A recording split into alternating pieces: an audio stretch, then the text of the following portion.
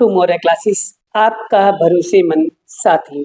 नमस्कार विद्यार्थी मित्रों, आप सभी का स्वागत करते हैं मौर्य क्लासेस में। विद्यार्थी मित्रों, आज हम लेने वाले हैं पेपर नंबर 3 सेक्शन सी। ठीक है, हमारा सेक्शन सी सीरीज चालू हुआ था और इसे भी हम लोग पूरा डिटेल में पढ़ाएंगे बेटा। और इसमें क्या बोला है कि कोई भी हमें 7 क्वेश्चन करना है, यानी एक क्वेश्चन 2 नंबर का 14 नंबर का सेक्शन आता है बेटा एग्जाम में। तो हम लोग कोई भी 7 क्वेश्चन को एकदम इजी तरीके से करेंगे, बढ़िया तरीके से समझाएंगे, सारी चीजें आपको क्लियर भी हो जाएगा बेटा। ठीक है, हम लोग पहला क्वेश्चन यहाँ पर करते हैं बेटा 31 नंबर का। और पता है ये कौन से चैप्टर का बेटा? ये है चैप्टर नंबर 1 का है। ठीक है, क्या लिखा है बेटा कि फिशर के सूचकांक को आदर्श सूचकांक क्यों कहा जाता है, कारण बताना है। तो बेटा इसके हम लोग कितने कारण पढ़ेंगे? 4 कारण समझेंगे। चलिए एक एक करके हम लोग समझेंगे डिटेल में। क्या लिखा है? पहला कारण क्या लिखा है बेटा कि इस सूचकांक के आधार पे आधार वर्ष और चालू वर्ष दोनों का मूल्य, यानी मूल्य और मात्रा को ध्यान में लिया जाता है। मतलब आदर्श सूचकांक के अंदर आधार वर्ष और चालू वर्ष दोनों के मूल्य और मात्रा को ही ध्यान में लिया जाता है। ये आपका पहला पॉइंट है। दूसरा पॉइंट क्या लिखा है बेटा कि लास्पियर और पासे, इन ये जो सूचकांक है इसे अनुपातिक माध्य बोलते हैं। और सूचकांक की रचना में अनुपातिक माध्य जो है बेटा वो उत्तम माध्य माना जाता है। पॉइंट नंबर 2 क्लियर है। पॉइंट नंबर 3 क्या लिखा है कि आदर्श सूचकांक के लिए महत्वपूर्ण परीक्षण है। तो कितने परीक्षण? 2। एक है समय विक्रम परीक्षण, दूसरा तत्व विक्रम परीक्षण का समाधान करता है। अगर बेटा विक्रम लिखना नहीं आता तो इसकी जगह आप लिख देना विप्रयास, यानी समय विप्रयास परीक्षण और तत्व विप्रयास परीक्षण। आप ये वर्ड लिखोगे तो भी चलेगा। ठीक है। एंड पॉइंट नंबर 4 में क्या लिखा है कि लास्पियर पासे का जो सूचकांक है उसमें जो दोष है, दोष मतलब उसमें जो गलती है संतुलन करने का, उसका क्या करता है? निवारण करता है। यानी कि लास्पियर और पासे के अंदर जो भी गलतियां होती हैं उन्हें सुधारने का काम करता है। ठीक है, इसीलिए इस प्रकार के फिशर सूचकांक को हम लोग दोषों से मुक्त होने के कारण इसे आदर्श सूचकांक कहते हैं। आई होप, आशा करता हूँ बड़ा आपको ये टॉपिक बहुत ही बढ़िया तरीके से लर्न हो जाएगा। अगर नहीं आता है तो एक बार 2 बार इसको रीड करो अच्छे से, आपको डेफिनेटली ये सारी चीजें क्लियर हो जाएगा। ठीक है, इसलिए बहुत ही इजी और होले होले चला रहा हूँ। ठीक है, आगे बढ़ते बेटा। आगे क्या है? Second question 32। ये जो है बेटा ये आपको मिलेगा चैप्टर नंबर 2 के क्वेश्चन है। ठीक है, पार्ट 1 का क्वेश्चन क्या लिखा है बेटा कि धन सहसंबंध का अर्थ बताकर उसके उदाहरण बताना है। चलिए सबसे पहले बेटा इसके अर्थ समझेंगे बेटा। क्या लिखा है? जब दो सहसंबंधित मतलब x और y, ये 2 चलेगा। जब 2 सहसंबंधित चलों के मूल्य में होते परिवर्तन एक ही दिशा में होते हो तब 2 चरों के बीच में कैसा होता है? धनात्मक सहसंबंध है, ऐसा कहा जाएगा। फिर से क्या कह रहे हैं? जब 2 संबंधित चलों के मूल्य में होते परिवर्तन एक ही दिशा में हो तब 2 चरों के बीच धन सहसंबंध है, ऐसा कहा जाएगा। एग्जाम्पल, उदाहरण क्या लिखेंगे? जैसे वस्तु के मूल्य और पूर्ति, दूसरा या व्यक्ति की आय और खर्च, या पति की उम्र और पत्नी की उम्र, या किसी विस्तार में वर्षा या गेहूं का उपज। इतने सारे एग्जाम्पल है, इसमें से कोई भी एग्जाम्पल आप लोग एग्जाम में लिख सकते हो। टन समझा गया? यानी किसी वस्तु का मूल्य हो गया, या तो पूर्ति हो गया, या किसी व्यक्ति की आय हो गई, या खर्च हो गया, या पति की उम्र या पत्नी की उम्र हो गया, या किसी विस्तार में वर्षा और या गेहूं की उपज हो गई। तो ये सब चीजें बड़ा आपको ध्यान रखना है, ये सब उनके क्या है? उदाहरण है। बोलो यहाँ तक क्लियर है? यहाँ तक अगर कोई डाउट हो तो मुझे बड़ा पूछ सकते हो बड़ा। कोई भी डाउट हो, अगर कोई चीज़ें आपको नहीं समझ में आती है तो आप बिंदास क्या कर सकते हो बड़ा, मुझे मैसेज करो, मुझसे डाउट पूछो, मैं आपके सारे डाउट्स क्या करूँगा, क्लियर करूँगा। आपको जो भी चीज़ें नहीं आता है बिंदास बेफिक्र होकर क्या करना है, आपको कमेंट करना है और इस कमेंट के माध्यम से बड़ा मैं आपके सारे के सारे डाउट्स क्या करूँगा, क्लियर करूँगा। और जितना हो सके उतना बड़ा आप लोग क्या करो, रिवाइज करो, रिवीजन करो बड़ा। देखो रिवीजन एक ऐसा एकमात्र साधन है जिनसे बड़ा आप सारे के सारे सवालों को इजीली सोल्व कर सकते हो बड़ा। तो मैं आपको यही सजेस्ट करूंगा कि रिवीजन पहले करते रहो, हर चीज़ों में बड़ा रिवाइज, हर चीज़ का रिवाइज करते रहो बड़ा।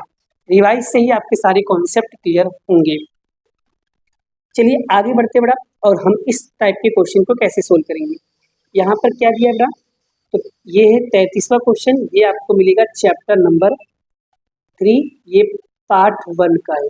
ठीक है, तो देखो बड़ा क्या लिखा है, x बराबर 60 लिखा है, y बराबर 75, x स्क्वायर और कोवेरियांस 5:3 दिया है, तो x के प्रति नियत संबंध रेखा प्राप्त करना है। तो सबसे पहले मैं आपको तरीका बता रहा हूँ, ध्यान से समझना बेटा। ठीक है, देखो बेटा, अगर सवाल में कोई भी चीज़ अनुपात में लिखा हो बेटा तो उसको पहले बट्टे में लिख देने का। देखो जैसे यहाँ पर लिखा है sx स्क्वायर बटे में COV XY। ठीक है, और यहाँ पर क्या आएगा बड़ा, तो यहाँ पर आ जाएगा 5/3। बोलो यहाँ तक क्लियर है बड़ा। ठीक है, ये बट्टे में लिख दिया बड़ा, ये हमने बटन लिख दिया। ठीक है, और बड़ा जो b का जो सूत्र होता है बड़ा, और b का जो सूत्र होगा वो सूत्र क्या होगा कि कोवेरियांस यानी कि कोवी XY अपोन में क्या होता है SX स्क्वायर होता है, ये इसका सूत्र होता है। ठीक है, इसका उल्टा, तो इसका राइट आंसर तो कैसे निकालोगे बेटा, तो यानी 3/5। अब इसको डिवाइड करो, डिवाइड करेंगे कितना आएगा 0.6, यानी बी की वैल्यू कितना आ गया 6 आ गया।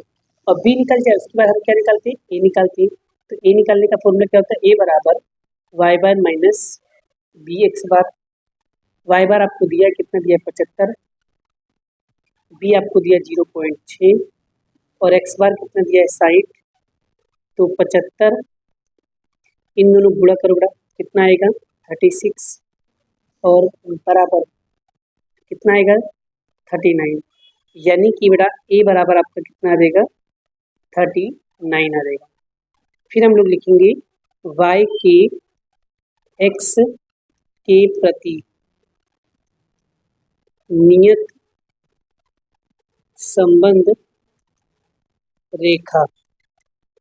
ठीक है, तो इसका फॉर्मूला क्या होता है, तो y के बराबर a प्लस बी एक्स। ए कितना निकाला हमने 39 प्लस बी कितना है 0.6 और x का x। तो बस यही क्या होगा हमारा फाइनल आंसर होगा। आई होप, आशा करता हूँ बड़ा आपको ये चीज़ें बहुत ही बढ़िया तरीके से समझ में आ गया हो। अगर सारी चीज़ें समझ में आ रहा है तो वीडियो को क्या करना है बाबू, लाइक करना है। देखो formula is the most important, formula बहुत फोकस करना है बड़ा आपको, क्या करना है फॉर्मूला पे बड़ा क्या करना है, फोकस करना है। ठीक है, फॉर्मूला पे बड़ा क्या करोगे बड़ा, फोकस करोगे बड़ा। ठीक है, फॉर्मूला करो, फोकस करो बड़ा, तो आपको सारी चीज़ें क्या हो जाएगा बड़ा, क्लियर हो जाएगा। तो फॉर्मूला क्या करना है बड़ा, फोकस करना है बड़ा। फॉर्मूला क्या होगा, आपको अगर ये चीज़ें क्लियर होगा बड़ा तो आपको सारी चीज़ें ऑटोमेटिकली समझ में आ जाएगा। ठीक है, क्लियर। चलिए अब बड़ा हम पढ़ेंगे नेक्स्ट क्वेश्चन। नेक्स्ट क्वेश्चन क्या है 34 ये रहा बड़ा, अनियमित घटक को समझाओ। ये कौन से चैप्टर का है, तो ये चैप्टर नंबर 4 का है, पार्ट 1 का। ठीक है, तो समझते हैं बड़ा क्वेश्चन क्या लिखा है, उसे भी समझ लेते हैं। तो अनियमित घटक को क्या करना है, समझाना है। सबसे पहले यहाँ पर समझते बड़ा क्या लिखा है, सामयिक श्रेणी के पद क्या है वाय में से झुकाव, मौसमी उतार चढ़ाव, चक्रीय उतार चढ़ाव, ये कारकों को दूर करने के बाद शेष बचे हुए हिस्से को हम लोग क्या कहते हैं, अनियमित कमी वृद्धि कहते हैं या अनियमित घटक कहते हैं। फिर से क्या कह रहे हैं, सामयिक श्रेणी यानी वाई टी, यहाँ पर क्या आएगा टी, यानी सामायिक श्रेणी के पद यानी वाईटी में से हमें वाईटी में से झुकाव, मौसमी उतार चढ़ाव, चक्रीय उतार चढ़ाव, इन सभी को माइनस करने के बाद बचे हुए हिस्से को हम लोग कहते हैं अनियमित घटक। यानी कि ये है आपका वाई पद, वाई में से हमें क्या माइनस करना है, टीटी, एसटी और सीटी माइनस कर देंगे तो हमें मिलेगा अनियमित घटक। यानी अनियमित उतार चढ़ाव को नियंत्रित नहीं कर सकते।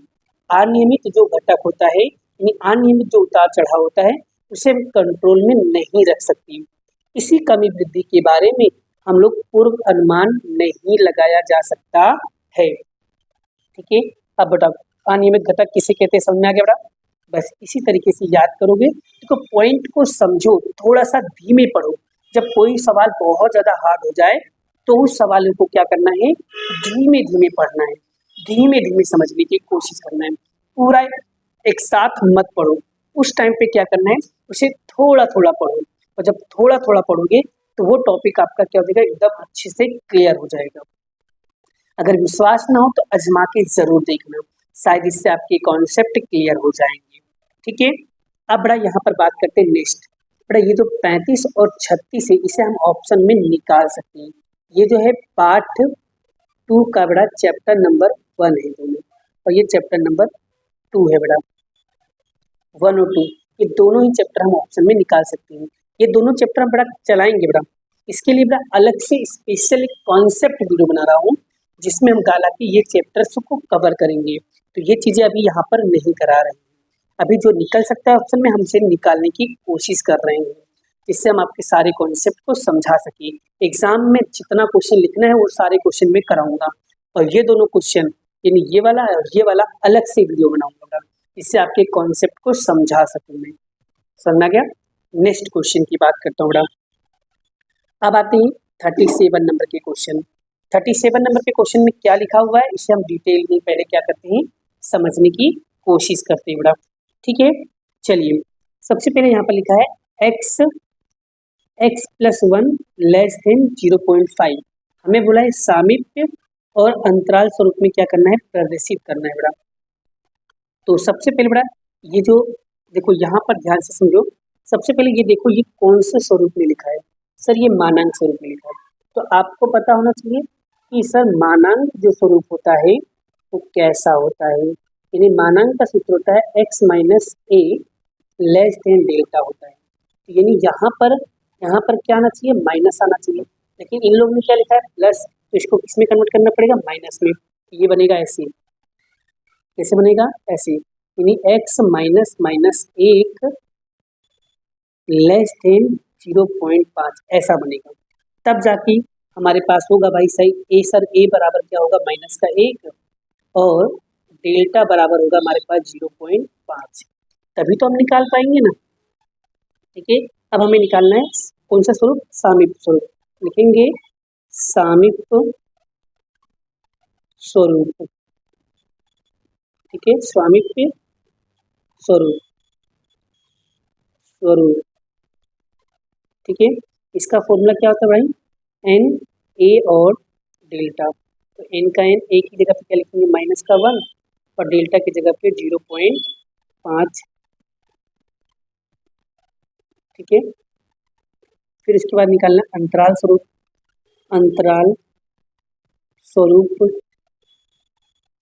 ठीक है, अंतराल स्वरूप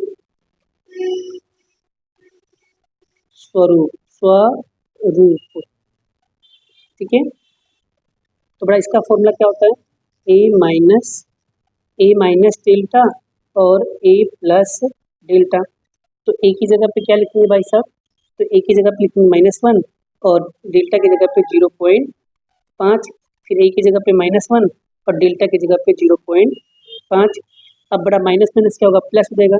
तो प्लस करेंगे कितना आएगा, 1.5 माइनस का, और 1 में से 0.5 माइनस करेंगे तो माइनस का 0.5 बचेगा।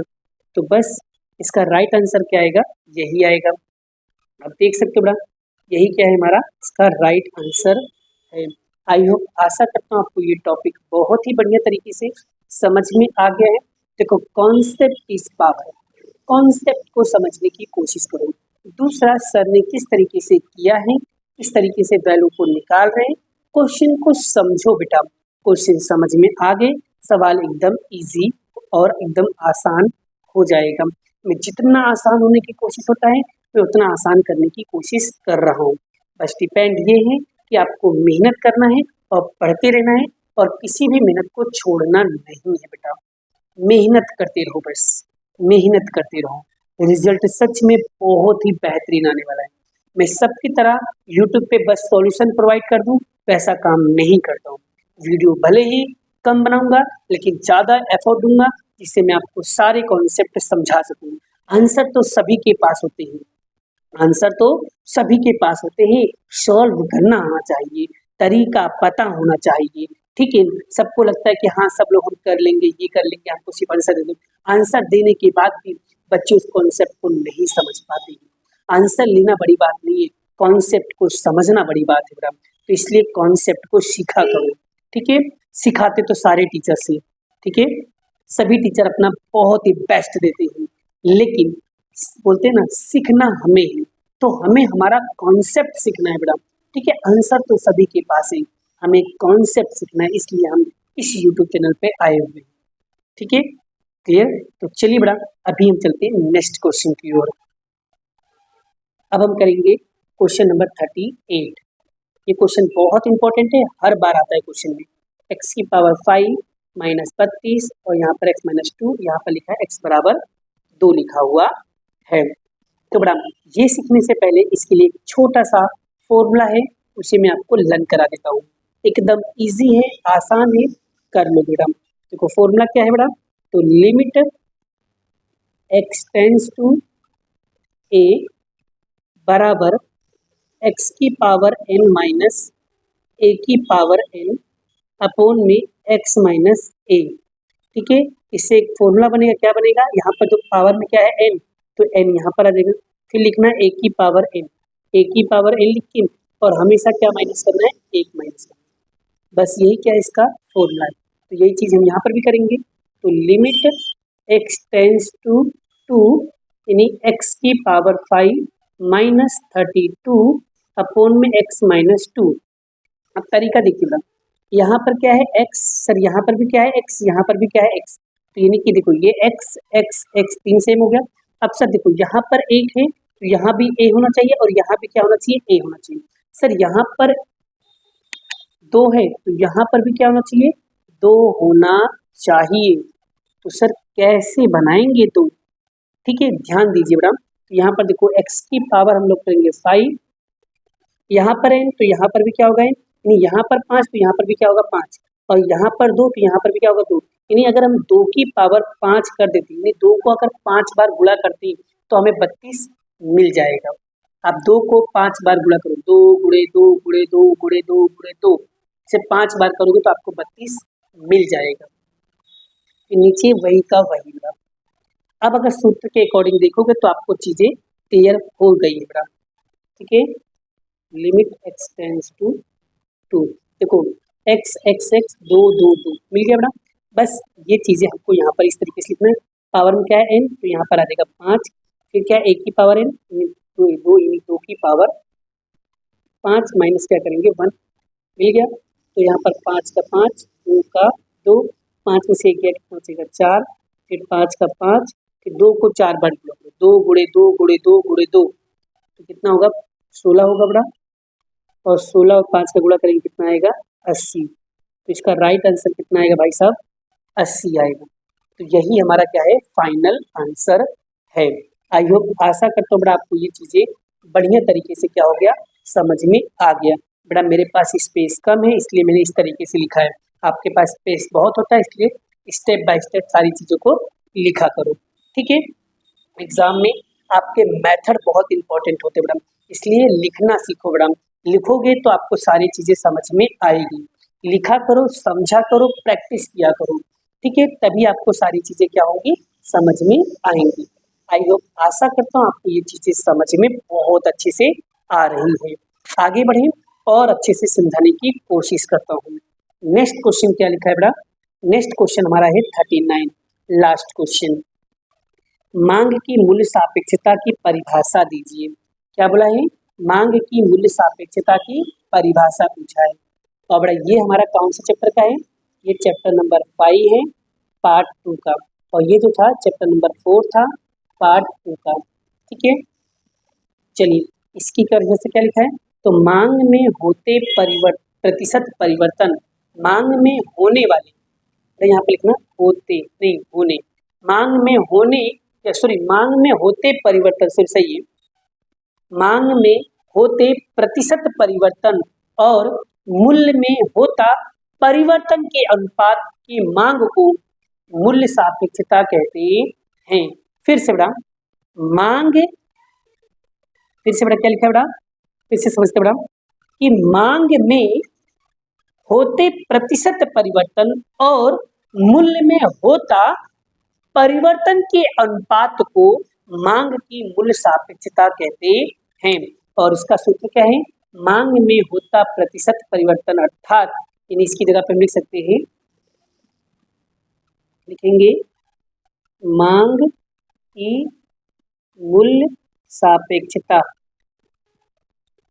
ठीक है, मांग की मूल्य सापेक्षता का फॉर्मूला क्या होता है, यहाँ पर आएगा मांग में होता प्रतिशत परिवर्तन और मूल्य में होता प्रतिशत परिवर्तन। अब बड़ा आगे क्या आएगा, माइनस आएगा, लगाना भूल गया बड़ा, आगे क्या लगाना, माइनस लगाना मत भूल गया, ये माइनस लगा देना, माइनस मांग में होता प्रतिशत परिवर्तन और बटे मूल्य में होता प्रतिशत परिवर्तन को मांग की मूल्य सापेक्षता कहते हैं। और बड़ा इसको चाहो तो इस तरीके से लिख सकते हो, देखो दूसरा सूत्र याद रखना, इस तरीके से लिख सकते हो, minus P upon x into D x upon में डी पी। आप ये वाला सूत्र लिखोगे तो एकदम करेक्ट होगा, आप चाहे ये लिखो चाहे ये लिखो, दोनों ही सूत्र आपके लिए क्या है, सही है। तो आई होप, आशा करता हूँ आपको ये चीजें क्लियर हो गया होगा। बड़ा एग्जाम में इस टाइप के एमसीक्यू के अंदर इस टाइप के फॉर्मूला पूछे जाता है, तो सो प्लीज सभी बच्चे इसको अच्छे से क्या करना है, प्रैक्टिस करके जाना है। ठीक है, देखो एग्जाम में जो जो चीजें मेरे को आ रहा है और मुझे लग रहा है इम्पोर्टेंट है, तो वैसे क्वेश्चन की प्रैक्टिस मैं आपके सामने ज्यादा करवा रहा हूँ, जिससे आपके भी कॉन्सेप्ट क्या हो, क्लियर हो सके। तो बच्चों अगर आपको मेरे द्वारा पढ़ाया गया जितने भी क्वेश्चन मैंने आज को अभी मैंने आपको करवाया, वो सारे क्वेश्चन क्या आपको समझ में आ गया? अगर एक बार बता दूंगा समझ में आ गया हो तो लिख दो राधे राधे, लिख दो फटाफट राधे राधे सर, बिल्कुल बहुत अच्छे से समझ में आ गया। इससे बड़ा एक मोटिवेशन मिलता है, अलग से एक एनर्जी मिलती है, इससे मैं और अच्छे अच्छे वीडियोस आपके लिए बनाते रहता हूँ। तो बड़ा स्टेट का टेंशन मत लेना है, स्टेट का ताबड़तोड़ तैयारी मैं कराऊंगा, आप लोगों को सिर्फ मेहनत करते रहना है। और गारंटी देता हूँ, मैं आपको गारंटी देता हूँ, एक एक सवालों को बड़ा आपकी खोपड़ी में आपके भेजे में उतार दूंगा, आपको डेफिनेट कह रहा हूँ। बस आपको मेहनत करना है, फॉर्मूला मेहनत करना है, सूत्रों को अगर आप सूत्र एकदम अच्छे से क्लियर कर लेते हो, और बड़ा बाद में मैं आपको एक और भी टॉपिक बनाऊंगा जिसमें बच्चे बहुत कंफ्यूज होते हैं, सर कब कौन से फॉर्मूला में, कौन से सवाल में, कौन से तरीके में, मैंने जैसे मान लो मैं सवाल कर रहा हूँ तो मुझे ये नहीं पता चलता है सर इस सवाल में कौन सा सूत्र लगेगा, तो उस टॉपिक पे भी मैं वीडियो जरूर लाऊंगा बड़ा। और आपको ये भी बताऊंगा कि सर सवाल पढ़ते समय हमें कैसे अंदाजा लगाए, हम कैसे पता लगाए इस सवाल में यही सूत्र लगने वाला है। ठीक है, क्लियर हुआ? तो मिलते हैं नेक्स्ट वीडियो में नेक्स्ट लेक्चर के साथ, अभी के लिए इतना ही। राधे राधे, जय माता दी दोस्तों।